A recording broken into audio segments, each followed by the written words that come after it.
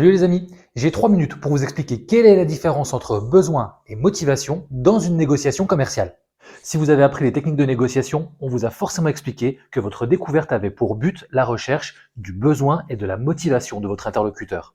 Mais qu'est-ce que ça signifie exactement? Ouais, sauf que, encore une fois, 3 minutes, ça suffira pas. Tu vas être obligé d'en faire des vidéos. Ouais, c'est vrai. Alors, on commence par le besoin.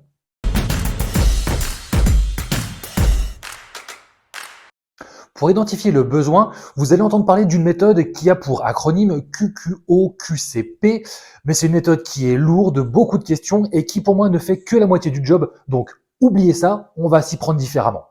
Pour définir le besoin de manière très simple, retenez qu'il s'agit de l'ensemble des caractéristiques que recherche votre interlocuteur.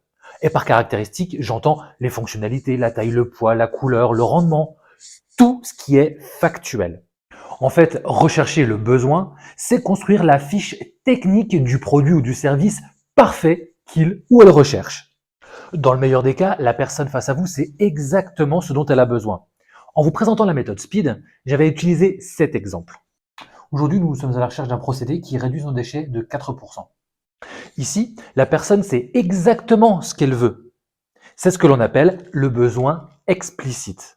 Lorsque vous êtes face à une personne qui a un besoin aussi précis, c'est simple pour vous. Il vous suffira de creuser pour connaître les fonctionnalités attendues, le nombre de personnes concernées par la machine, la rentabilité ou la productivité attendue de cette machine, ou encore le budget. Votre but est donc d'avoir une photographie précise de ce qu'attend votre interlocuteur. En revanche, il se peut que vous ayez face à vous une personne qui ait conscience d'un inconfort, mais pas réellement de son besoin. Eh bien, c'est ce que l'on appelle un besoin implicite. Et j'avais utilisé cet exemple. Nous n'avons qu'une personne qui est dédiée à cette machine, qui la connaît et qui sait la faire tourner.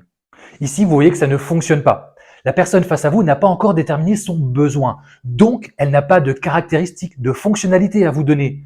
Rien qui va vous permettre de lui proposer un besoin ou un service qui va parfaitement correspondre à ce qu'elle attend. Et il faudra que vous passiez par des questions de préoccupation pour passer d'un besoin implicite à un besoin explicite, comme je vous l'expliquais dans cette fameuse méthode SPEED. Notre rôle va être de transformer ce besoin implicite en besoin explicite par des questions de préoccupation. Lorsqu'on a parlé de cette machine, vous m'avez dit qu'il n'y avait qu'une personne capable de la faire fonctionner. Mais quand elle est absente, comment vous continuez la production?